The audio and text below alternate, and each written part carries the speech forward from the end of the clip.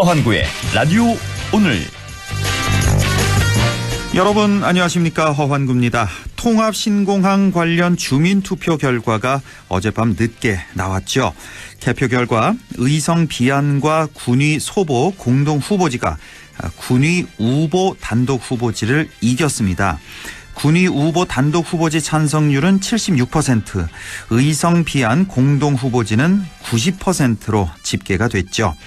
그런데 아직은 넘어야 할 산이 있습니다.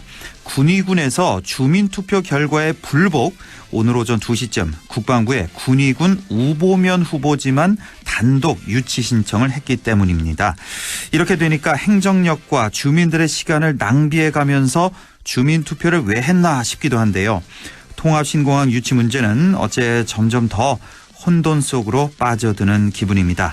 잠시 후에 바로 김주수 의성군수를 연결해서 의성군의 입장 들어보겠습니다. 1월 22일 수요일 라디오 오늘 광고 듣고 시작합니다.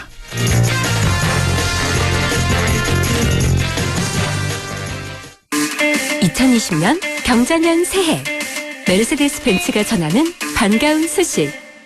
여러분께서 주신 큰 사랑에 보답하고자 1월 한 달간 구매하시는 차량에 하나여 개별 소비세 인하 혜택을 연장해드립니다. 늦기 전에 가까운 전시장을 방문하세요. 메르세데스 벤츠.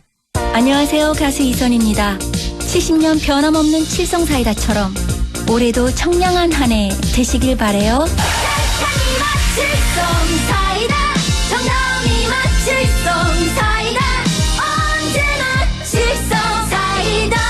우리 입맛엔 칠성사이다가 좋아요. 맑은 공기가 집 안으로 들어오니까 청정, 나쁜 공기를 집 밖으로 내보내니까 환기. 공기청정과 환기를 동시에 하니까 청정환기. 이제 창문 닫고 환기하세요. 청정환기 시스템을 나비앤하우스에서 만나보세요. 결혼 준비 잘 돼? 돌잔치 할 건 많지. 크루즈 여행 알아보려고? 웨딩, 출연, 크루즈, 그리고 상조까지. 인생의 좋은 날도 슬픈 날도 좋은 라이프의 토탈 라이프 케어가 함께합니다. 이제 상조 회사를 넘어 토탈 라이프 케어까지. 좋은 라이프. 오래 쓰는 세단기는 뭘까?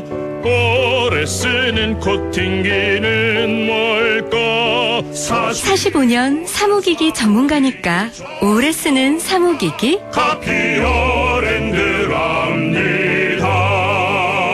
나 좀 전에 동네 산책하다가 어쩌다 마주친 나도 봤어. 아니 마트에서 어쩌다 마주친 대체 뭘 봤는데? 보험 클리닉. 보험 고민 있으면 편하게 오세요. 1833-6114. 내 보험 바로 잡을 땐.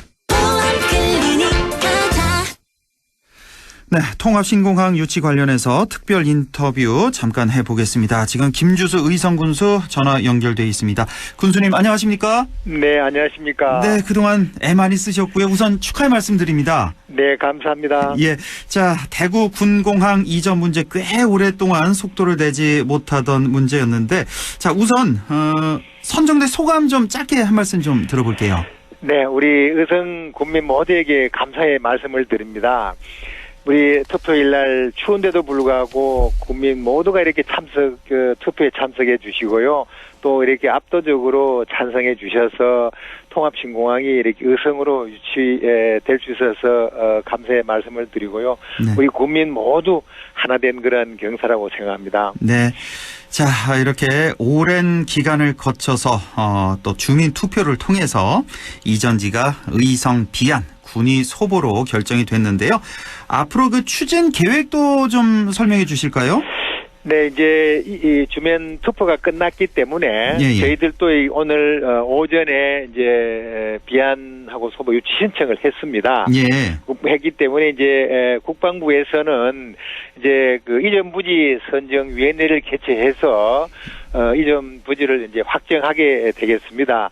그 이후에 이제 여러 가지 군공항과 또 민간공항의 기본 계획이나 또 설계 등을 거쳐서 본격적으로 이렇게 착수하게 되겠습니다. 이렇게 될 경우에 우리 대구 경북 또 군위 의성이 본격적으로 이렇게 하늘길이 열리면서 새로운 그런 도약의 길이 열린다고 이렇게 생각합니다. 예. 우리 모두가 이러한 대구 또 경북 군위 의성 모두 이렇게 힘 하나 돼서 이런 사업이 이렇게 잘 진행될 수 있도록 이렇게 공동으로 노력해야 된다고 생각합니다. 예, 지금 계획대로라면 2022년쯤 착공 시작해서 2026년쯤 완공되는 거 맞죠? 네, 그렇습니다. 자, 계획대로는 그런데 네네. 자, 그런데 문제는 뭐 아시는 분들 많이 아실 텐데 우리 지역민들 특히 의성 군민들 걱정이 좀 많이 되실 텐데 네. 지금 군위 군수가 불복 의사를 밝혔단 말이에요. 네네. 자, 먼저 이 불복하는 군위 군수의 입장, 그 논리는 뭡니까? 왜 불복하겠다는 건지 이해가 좀 안 가서요. 네, 군위 군수 입장에서는 또 여러 가지가 있겠습니다만은 예. 이 통합 공항에 대해서는 지난 3년이 넘게 굉장히 논란도 많았고 이렇게 어려운 과정을 거쳤지 않습니까? 예. 그래서 이런 과정을 거치면서 지난해 11월 21일입니다. 예, 국방부에서 10월 달에 쭉 논의를 하면서 우리 경북지사님과 대구시장님 또 군위군수, 의성군수가 쉽게 해결되지 않기 때문에 국방부에 일임을 했습니다. 예. 국방부에서 선정 기준과 절차를 마련하게 되었는데요. 예. 그래서 이제 지난해 국방부에서 시민 참여단을 모집해서 수기 사업을 해서 군위군 100명, 의성군 100명 해서 결국은 이제 투표 방식에 대해서 이제 의사결정했지 않습니까? 예. 그리고 국방부 장관이 위원장으로 되는 우리 선정 위원회 선정위원회에서 우리 4개 지자체뿐만 아니라 중앙정부의 차관급으로 또 민간인으로 된 선정위원회에서 모두가 합의해서 그러니까요. 따기로 했고 그래서 주민투표를 했습니다. 예, 여기까지는 다 알고 계시는데 군위 군수가 왜 지금 불복을 하냐 이거 지금 궁금해하시거든요. 예, 군위 군수는 뭐 이런 절차 관계없이 뭐 후보를 이렇게 유치하고 하기를 원하니까 이렇게 했는 것 같은데 뭐 그거는 절차나 과정이 저는 우리가 합의했는 것에 대해서는 서로가 따르는 게 우리가 맞다고 생각합니다. 일단 저희들 절차대로 이렇게 해나갈 겁니다. 예, 일단 김주수 군수님 입장에서는 이해할 수 없는 불복이다 이렇게 보시는 거고요. 자, 그러면 지금 우리 지역민들이 걱정하는 게 이거 앞으로 유치하는데 차질이 있는 거 아니냐? 이거 뭐 다 무의로 돌아가는 거 아니냐? 이런 걱정하시는 분들도 계시는데요. 예. 어떻게 앞으로 진행이 될까요? 제가 생각하기에는 대구 시민이나 경북 도민 또 군위 의성 군민 모두가 이렇게 통합 신공항을 이렇게 유치하기를 원하기 때문에 또 그런 문제는 없을 거라고 생각하고요. 그동안에 우리가 4개 지자체 합의 사항으로 국방부에 했고 국방부에서 절차를 가지고 했기 때문에 어차피 국방부 차원에서 또 국무조정실장이 지원위원회 위원장입니다. 관계부처 차원들하고 그렇기 때문에 중앙정부에서 잘 또 해결해서 이 문제가 조기에 매듭지어질 거로 확신합니다. 그러니까 좀 늦어지지 않게 좀 대화와 타협을 통해서 좀 순리대로 잘 좀 추진이 됐으면 좋겠네요. 자, 앞으로 좀 관련해서 이슈가 생기면 또 인터뷰를 좀 요청드리겠습니다, 군수님. 예, 고맙습니다. 오늘 말씀 고맙습니다. 네, 고맙습니다. 네, 지금까지 의성군 김주수 군수를 연결해서 통합신공항 유치에 대해서 말씀 들어봤습니다.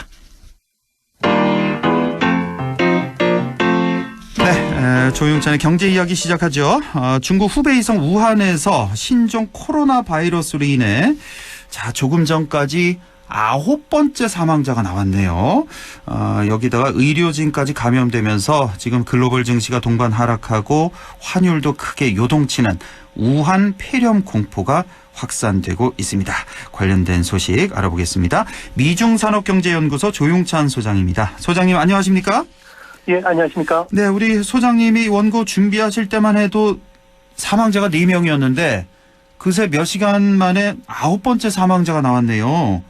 이거 전 세계가 지금 패닉에 빠진 그런 모양입니다.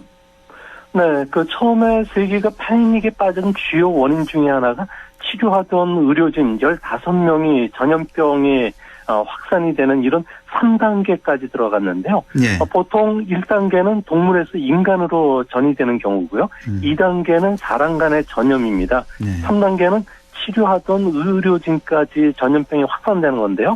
이제 북경에서 파견된 전문가 그룹까지도 감염될 정도로 감염력이 상당히 높아졌는데요. 이 때문에 지역 사회로의 대규모 발병이 일어나는 대유행하기 직전이 4단계까지도 근접한 것으로 보여지기 때문에 아무래도 세계가 상당히 좀 예민하게 반응하는 것으로 보입니다. 그렇네요. 긴장의 고비를 우리도 절대로 늦춰서는 안 될 것 같은데 사실 우리에게는 중국 우한이라는 도시가 좀 생소합니다. 좀 생소하고 우한 폐렴에 대해서도 사실 많이 그렇게 처음 들어보는 이런 단어고 우한 폐렴 이런 거 이게 지금 이 정체가 뭔지 어떤 질병인지 설명을 좀 해주시죠. 네, 중국의 우한시는 후베이성에 있는데요. 후베이성이라는 것은 옛날에 그 초나라의 수도였기도 하고요. 또한 삼국지에 그 조조의 위나라가 있었던 지역입니다. 그런 만큼 상당히 그저 발달되어 있는 그 문화재들이 많고요. 인구만 하더라도 우한시는 1천만 명, 그리고 후베이성은 1억 명이 넘는 이런 대성입니다. 근데 신종 콜레라 바이러스가 여기에 그 해산물 도매 시장에서 일하는 사람에서 처음 발병이 했고요. 일반 주택가로도 감염이 빠르게 확산이 되고 있는데요. 이런 해산물 도매 시장 같은 경우에는 면적이 15,000평으로 상당히 큽니다. 1,000개 점포가 밀집되어 있는데요. 생선뿐만 아니라 닭, 뱀, 토끼, 쥐 같은 것도 취급하기 때문에 동물 간의 접촉을 통해서 감염이 되지 않았나 생각이 드는데요. 우렴 폐렴의 그 유전자 특징을 보면은 2002년 사스 때와 아주 70에서 80% 매우 닮아 있다고 합니다. 신형으로 알려진 것으로 지금 나오는데요.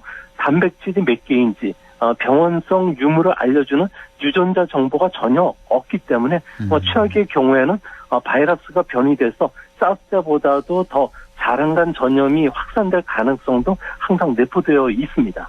그렇군요. 우리가 경험을 했었죠. 2002년, 2003년에 사스가 있었고 2012년이었죠. 메르스도 우리가 겪었고 그런데 이보다는 조금 약한 것으로 처음에는 알려졌는데 이 우한 폐렴이 이렇게 절대로 무시해서는 안 될 것 같네요. 지금 뭐 전 세계가 상당히 민감해하고 있는 것 같아요. 네, 그렇습니다. 사스 같은 경우에는 전 세계 26개의 국가에 8,098명이 감염이 되면서 775명이 사망을 했고요. 메르스 같은 경우에도 2,500명이 감염이 되면서 858명이 사망을 했습니다. 이때는 감염원이 사스는 박쥐, 메르스 같은 경우는 낙타였다는 게 분명해졌는데요. 하지만 현재 바이러스 같은 경우는 감염, 증식, 발병 단계를 거치는데 감염원을 전혀 찾지를 못하고 있다는 겁니다. 신종 바이러스의 감염력이라든지 병용균의 힘이 어느 정도인지를 알 수가 없게 됐는데요.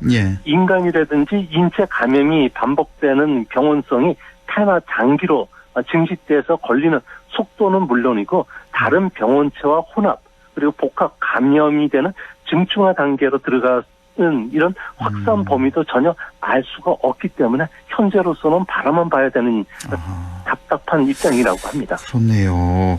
우리나라에는 2003년에 유행을 했었죠. 이 사스가 그때 아주 폭발적인 확산했었는데 그 당시와 지금 우한 폐렴 비교한다면 어떻습니까? 네, 그 중국의 사스 같은 경우는 광동성에서 2002년에 첫 발생을 하고서 이것을 중국 정부가 공표하는 데까지는 3개월이라는 시간이 걸렸는데요. 그러니까 처음에 숨겼잖아요, 중국에서 이 질병을. 숨겼는데요. 초기에 10명 이상의 슈퍼 전염자들이죠. 그 자신의 많은 사람에게 2차 감염을 해주는 이런 전염자를 추적하거나 격리하지 못하면서 전 세계 대유행을 일으켰는데요. 이번에는 사스 때보다 조금 개선이 되긴 했지만 슈퍼 전파자를 놓쳤습니다. 이미 20개 도시로 중국에서는 확산이 되고 있고요. 여기에 춘절 민족 대이동과 맞물려서 한 명이 100명이 넘게 사람을 전염시킬 가능성이 있는 슈퍼 전파자도 놓쳐버렸다는 겁니다. 이 때문에 영국에서는 감염자가 이미 1,700명을 넘었다는 연구 결과까지 내놓고 있는데요. 아무래도 사스 때 경험을 했지만 신속한 공개, 초기 대응이 얼마나 중요한지를 잘 알려주는 사례라고 보여집니다. 그러니까요. 지난번 사스 때 홍콩에서만 299명이 사망할 정도로 아주 대유행을 했었는데, 근데 이렇게 사망자가 그 당시 많았던 이유가 초기에 좀 쉬쉬하면서 숨기고 초기 대응을 못한 게 아주 큰 이유일 텐데, 이번에는 어떻습니까? 우한 폐렴도 초기에 좀 적극 대응을 못했죠? 네, 그렇습니다. 중국 정부 같은 경우는 쉬쉬하면서 정부 통제에 필사적으로 매달렸는데요. 아하. 그 결과 집단 감염이 확산되는 것을 전혀 막지도 못했고요. 예. 이 때문에 국제적인 신뢰 상실뿐만 아니라 오히려 시장의 혼란을 초래시켰습니다. 중국 정부는 항상 인민의 이익보다는 당의 체면이라든지 권위를 중시하기 때문에 정보 공개는 늘 소극적이었는데요. 네. 만약에 춘절을 앞두고 시장을 폐쇄한다든지 여행 금지령과 같은 인민의 그 불만을 야기할 조치를 내놓는다면 당이나 인민의 적이 될 수 있을 뿐만 아니라 중앙정부로부터 문책을 받게 될 것을 아무래도 두려워했기 때문에 이런 소극적 대응이 지금의 사태를 좀 불러왔던 것으로 보여집니다. 그렇군요. 그렇다면 효과적으로 이 신형 코로나 바이러스를 예방할 수 있는 방법은 어떤 게 있을까요? 네, 코로나 바이러스 같은 경우에는 처음에 열이 나고요. 예. 콧물, 기침, 두통, 오한을 동반하는 감기 증세하고도 비슷한 증세를 보이는데요. 네. 이 때문에 건강한 사람이라면은 휴식을 제대로 취하고 감기약을 처방해도 낫는다고 합니다. 다만 컨디션이 나쁘거나 그리고 면역력이 약한 환자들 같은 경우에는 폐렴으로 악화될 가능성이 있는데요. 이 경우에도 현재는 항생제라든지 해열제가 워낙 좋기 때문에 합병증을 막는다면 시간이 걸릴 뿐이지 치유는 가능하다고 합니다. 아, 그래요? 그런 만큼 가급적 붐비는 장소를 피하고요. 눈, 코, 입을 청결하게 하는 게 가장 중요한데요. 식사 전에는 분명히 손을 씻어야 되고요. 예. 이동 중이라도 자주 양치짓을 한다든지 그리고 알코올 소독을 이용하면은 체내 그 바이러스 침투를 막는데 효과적이라고 합니다. 네, 그렇군요. 개인 위생 철저히 하고 해열제나 항생제로 어느 정도는 치유가 된다는 거 기억하시면 좋겠습니다. 자, 마지막 질문을 좀 드려야 될 것 같은데, 이렇게 사스나 메르스 때처럼 만약에 세계적으로 이렇게 대유행을 한다면, 그렇다면 우리 경제에는 어떤 영향을 미칠까? 이것도 중요하지 않습니까?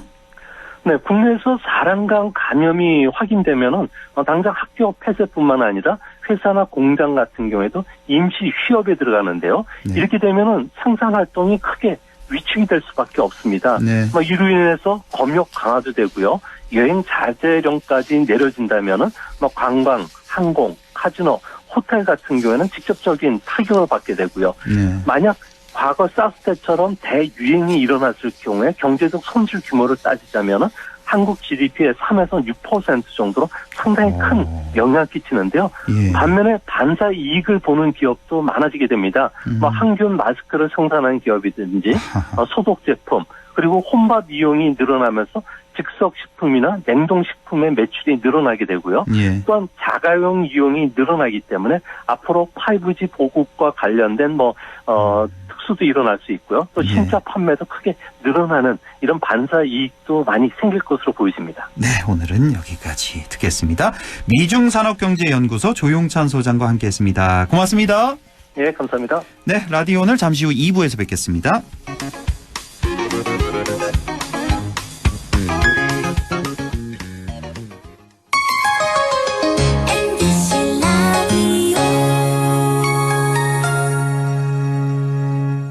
세계 최대의 유통회사가 어디죠? 월마트. 그럼 월마트가 중수도시의 작은 회사로 출발한 것도 아세요? 물론이죠. 여기에 미래를 열어가는 우리 지역의 유통회사가 있습니다. 어디죠? 바로 마음을 전해주는 곳 하나가 홈마트가 고객 곁에 있습니다. 바로 고객님의 손으로 키워주신 곳입니다. 고객의 믿음으로 크는 회사 하나가 홈마트.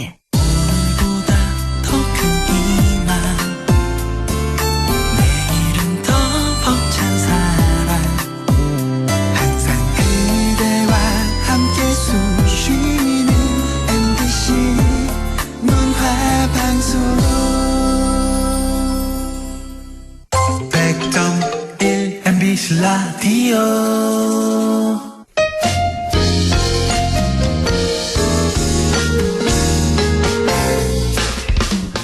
여러분께서는 안동 MBC 시사정보 프로그램 허환구의 라디오 오늘을 듣고 계십니다. 저는 사생결담 강재입니다.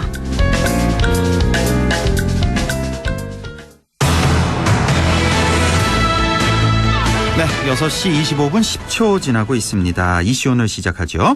21대 총선 오늘로 꼭 84일 앞으로 다가왔습니다. 우리 지역에는 어떤 후보들이 나와서 경쟁을 펼치게 될지 궁금하시죠? 오늘도 안동시 지역구로 가봅니다. 자유한국당 김명호 예비후보를 만나보겠습니다. 김명호 후보님 안녕하십니까? 네, 안녕하세요. 예, 21대 국회 도전을 하시는 건데요.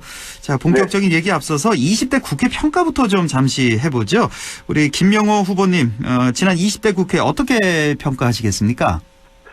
네, 여야를 막론하고 한마디로 최악이었다 이렇게 이야기들을 하죠. 네.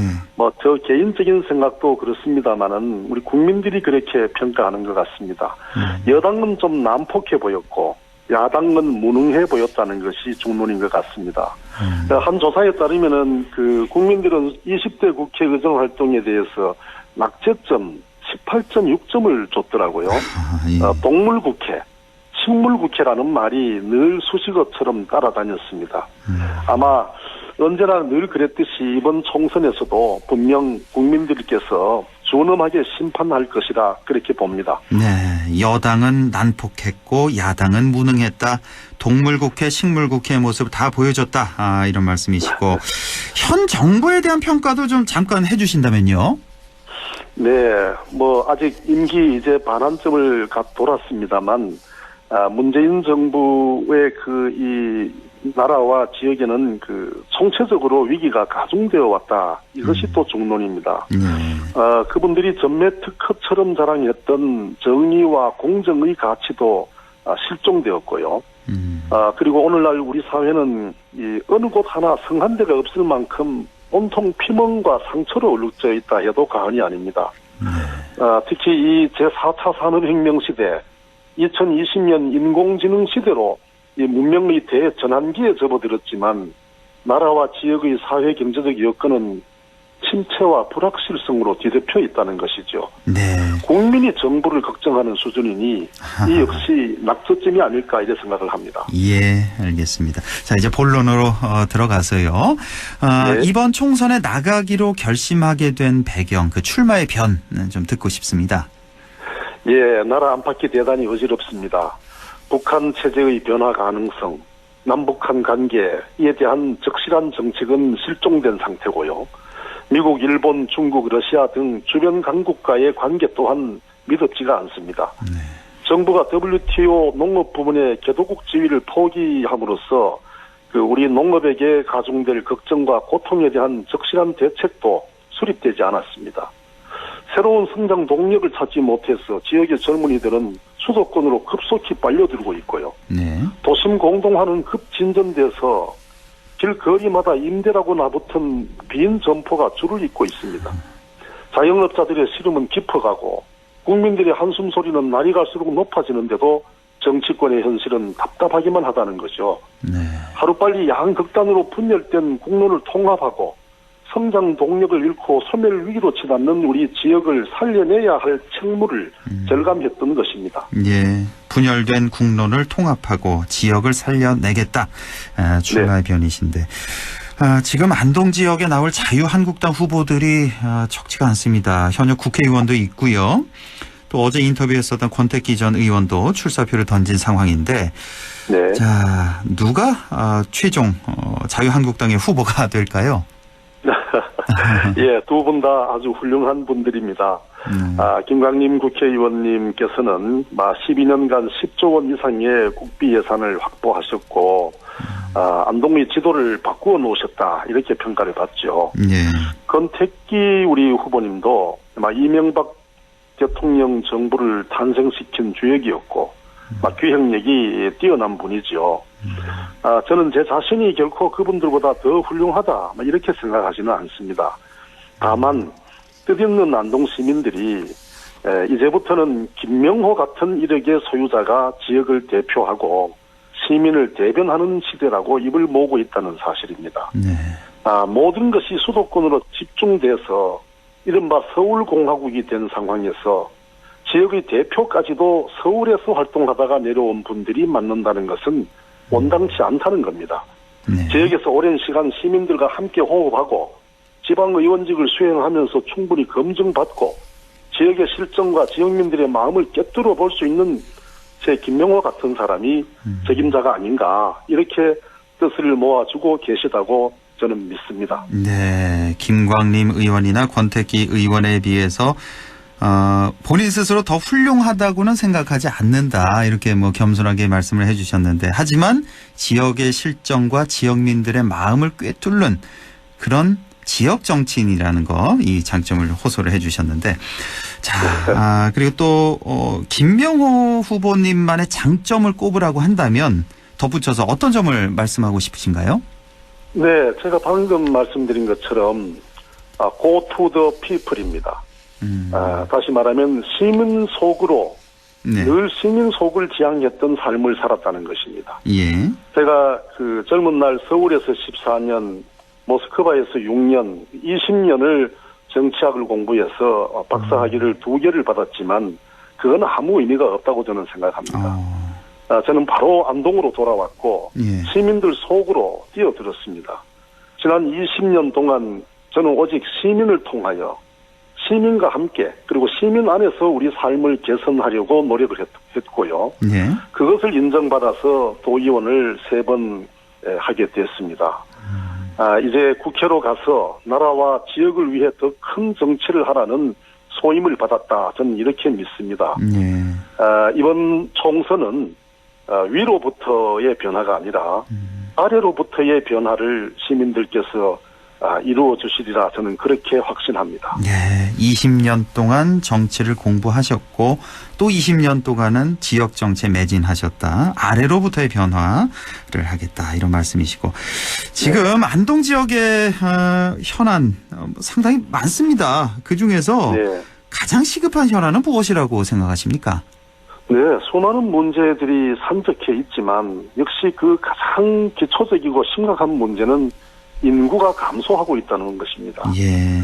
현재 16만 명선이 붕괴 내지는 붕괴 직전에 있는데 예. 우리가 불과 얼마 전까지만 해도 18만 시민 여러분, 17만 시민 여러분 이러지 않았습니까? 예. 이제 16만 선이 무너진다는 것은 심각한 일입니다. 이 단순한 출산율 저하도 문제지만은 젊은 층들이 대거 유출되는 상황이 매우 심각하다고 저는 봅니다.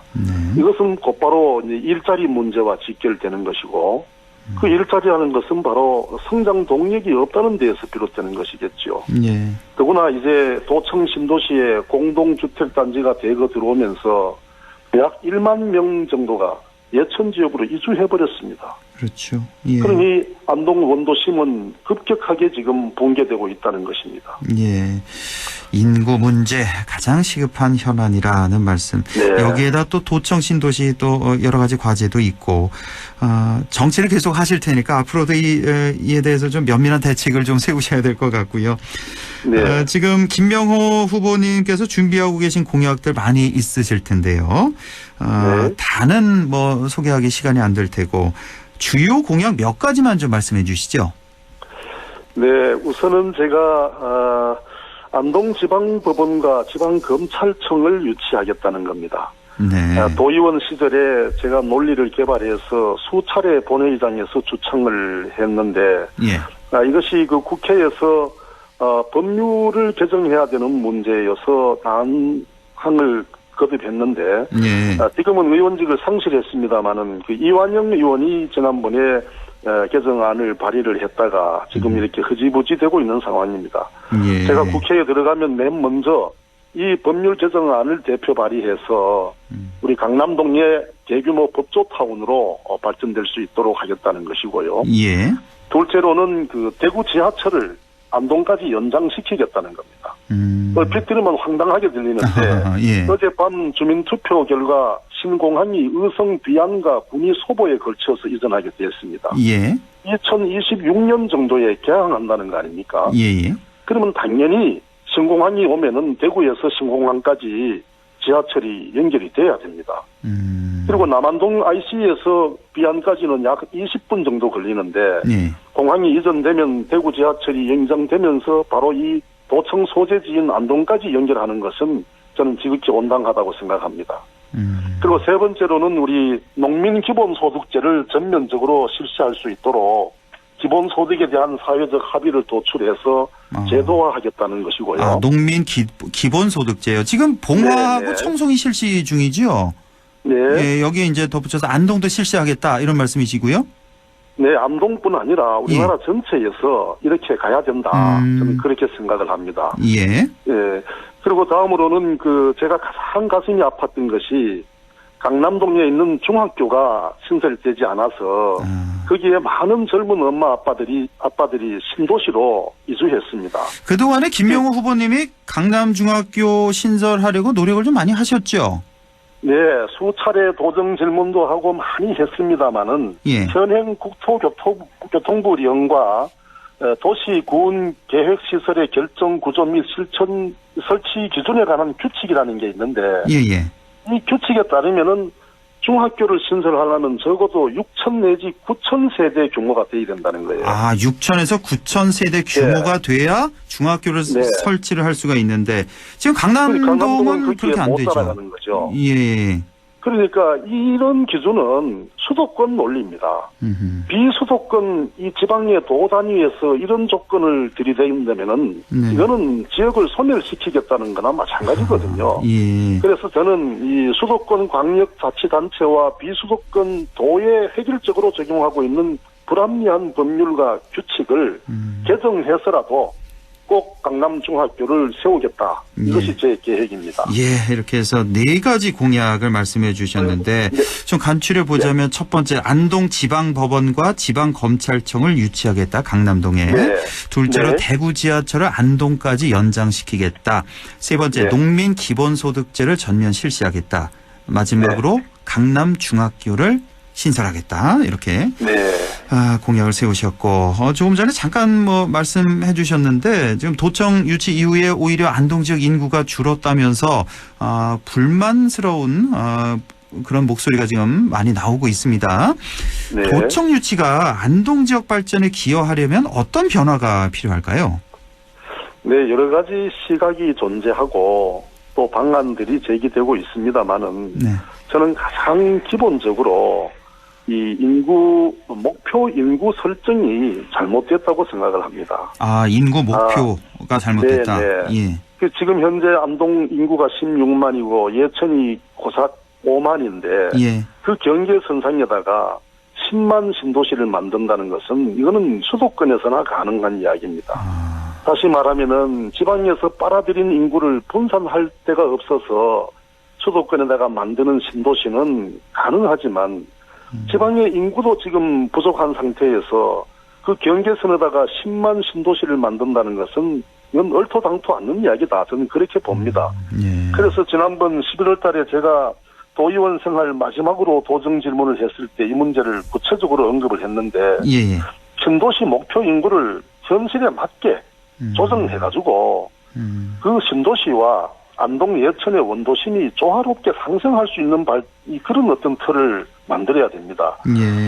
만약에 지금 현재 계획되어 있는 대로 2단계, 3단계 사업을 계속해서 택지를 개발해가지고 공동주택업자들에게 매각을 하게 되면은 그들이 거기다가 아파트를 또 지으면은 자꾸 들어오겠죠. 어디서 들어오느냐? 결국은 안동과 예천에서 들어온다는 것입니다. 그러면 안동 예천의 원도심은 급격하게 무너지고 그야말로 어쩌면은 나중에는 신도시에 살고 있는 주민들이 독립된 도시로 독립하고자 하는 그런 욕구를 또 갖게 될지도 모릅니다. 그러니까 신도시 목표 인구를 10만이 아니라 그러면 어느 정도로 생각을 하고 계세요? 목표 인구를? 글쎄요. 제가 구체적으로 몇 만이다 이렇게 하기는 어렵지만 현재 한 2만 정도 아닙니까? 그러면은 저는 많아야 한 5만 정도 해도 저는 충분하다 봅니다. 그것이 꼭 숫자에 얽매여서 10만이라는 목표를 세워놓으면은 그걸 믿고 그다가 투자했던 사람들은 엄청난 실망을 하게 될 것이고 지금 그런 어려움이 지금 많이 나타나고 있습니다. 현실에 맞게 목표를 재수정해도 된다. 저는 그렇게 생각을 합니다. 예, 지금 시간이 다 돼서요. 끝으로 덧붙이고 싶은 말씀 1분 내로 좀 전해주시죠. 네, 존경하는 시민 여러분, 인공지능 시대가 도래했습니다. 문명의 대전환기를 맞아 치러지는 이번 선거는 저는 대단히 중요한 의미가 있다고 생각합니다. 한 시대를 정리하고 새로운 시대를 여는 중요한 순간이라고 봅니다. 정치적 세대 교체를 통해서 희망이 용솟음 치는 젊은 안동을 건설하고 싶습니다. 지난 20년 동안 시민 여러분께서 키워주신 저 김명호가 무거운 짐을 한번 지고 싶습니다. 청년의 꿈과 미래 가슴으로 듣고 정책으로 말하겠습니다. 자랑스러운 시민, 위대한 안동, 다이내믹한 안동을 건설하겠습니다. 제게 일할 기회를 주십시오. 열심히 하겠습니다. 네, 알겠습니다. 오늘 말씀 잘 들었습니다. 고맙습니다. 네, 고맙습니다. 네, 지금까지 안동시 지역구 자유한국당 김명호 예비후보를 만나봤습니다. 내일은요, 역시 안동시 지역구 무소속 권오을 예비후보를 만나서 얘기 나눠보겠습니다. 여러분의 많은 청취 바랍니다.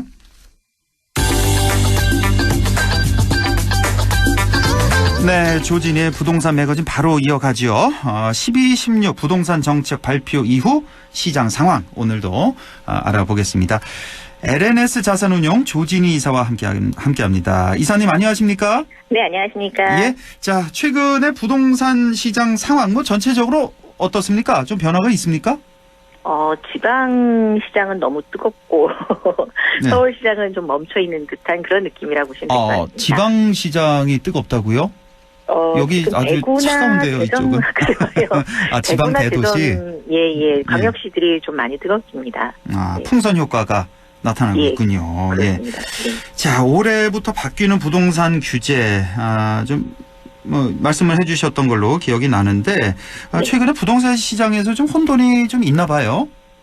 날짜에 대한 부분들이 저희도 혼돈스럽습니다. 하도 경책이 많이 나왔던 관계로 언제부터 적용이 되는 건지 그리고 이번에는 좀 많이들 조심하셔야 되는 게 저한테도 개인적으로 질문들이 들어오시는 게 기존에 이제 그 임대사업자 안 내시고 월세 내셨던 분들이 국세청에서 자기 이제 실태조사 신청서가 이번에 이제 집안으로 배달들이 되셨습니다. 근데 기존에는 그냥 신고 안 하셔도 상관없는데 이번 연도부터는 이제 단돈 10만 원을 받으시더라도 나 이렇게 해서 임대 내고 있습니다라고 사업자는 내지 않으시려도 신고를 하셔야지 안 하시면 과태료가 나갑니다.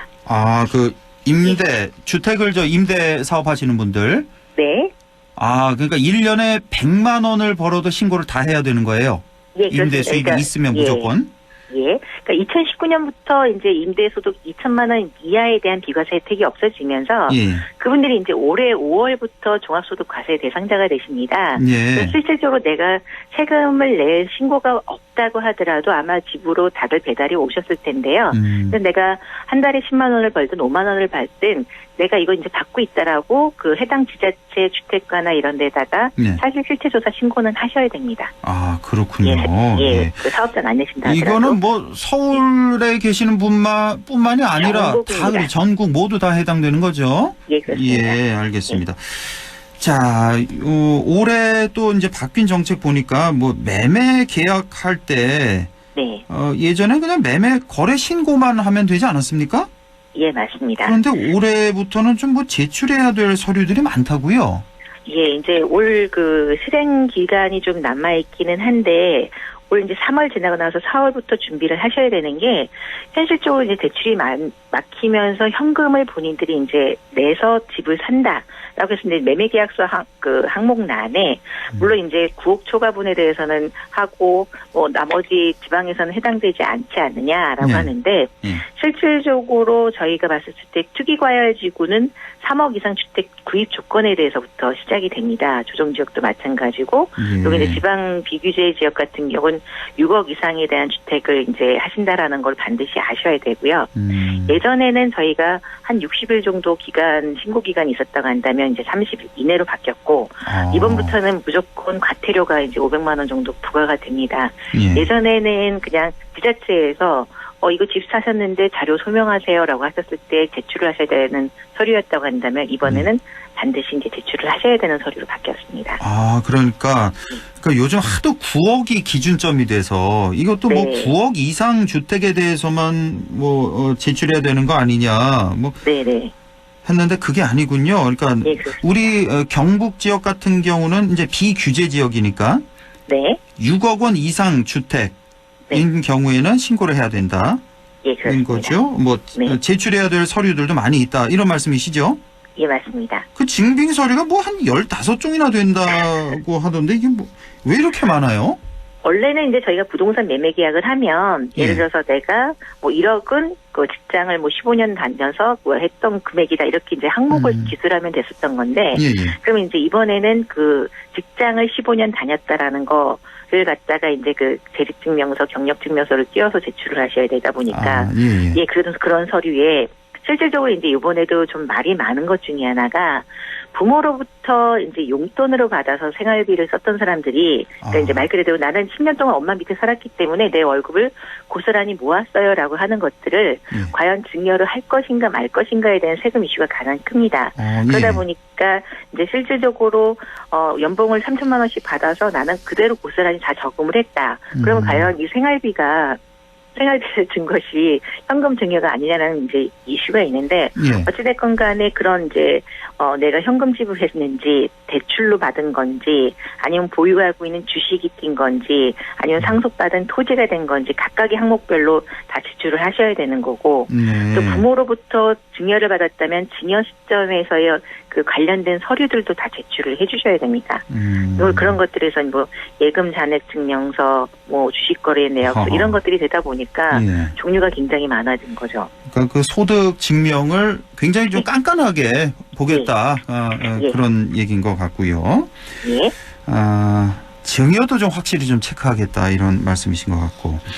자, 요즘 좀 어떻습니까? 분위기가 좀 가격이 좀 안정되고 있는지 얼마 전에 뉴스 보니까 서울 강남 쪽인가요? 31억 정도 매매가 됐던 아파트가 27억 급매물로 나왔다 이런 소식도 있고 그래서 지금 어떻습니까? 지금 서울 쪽에 부동산 시장은? 정말 한 주 차이로다가 이제 극명하게 발생이 되고 있는데 문제는 이제 15억 이상의 대출이 아예 안 나오다 보니까 15억이 넘는 고가 주택들 기준으로 해서 출구 전략이 이제 장기 보유자들이 올 6월 1일 전까지 팔아야 하지만 이제 중과세 혜택을 벗어날 수 있으니까 그런 매물들이 좀 나오고 있는 것 같고요.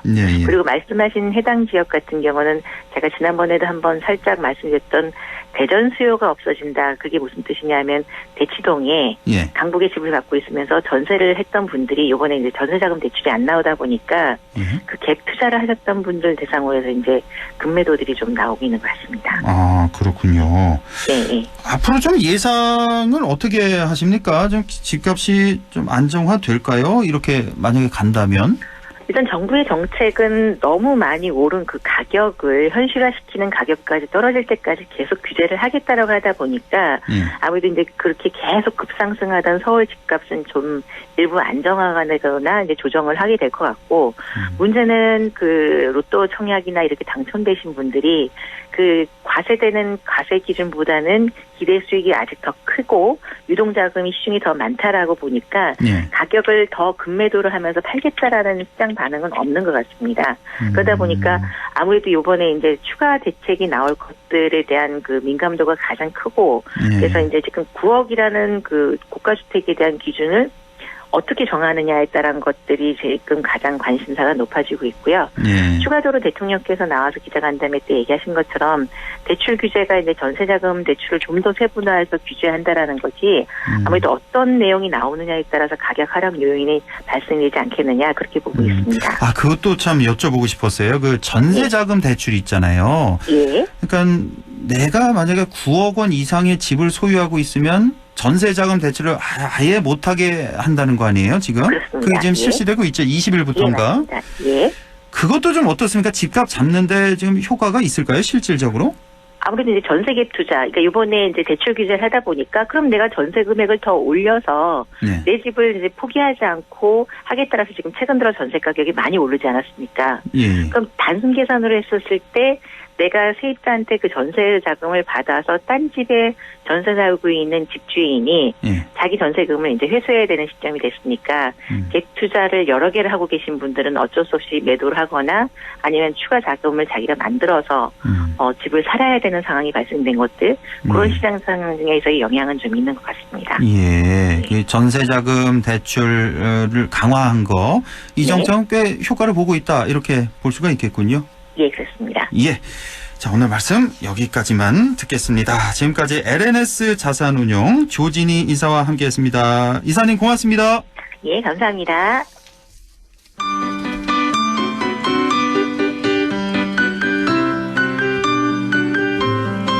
네, 우리 지역 날씨 알아보죠. 김도연 캐스터 전해주세요. 네, 올해는 추위가 없다고 좋았는데요. 설 연휴를 앞두고 구름이 몰려왔습니다. 일단 비가 내리지 않는 곳들로도 하늘 표정은 계속해서 흐릴 것으로 예상이 되는데요. 곳곳으로 눈, 비가 자주 내리겠습니다.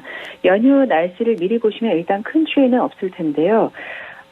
눈과 비가 섞이면서 흐린 하늘이 계속 예상됩니다. 일단 내일도 눈비가 나와 있습니다. 우리 지역 가운데 영양의 눈 예보 나와 있는 상태고요. 그 외 지역은 비로 바뀌어서 내리겠습니다. 이렇게 내리다가 낮부터는 차차 그칠 것으로 예상됩니다.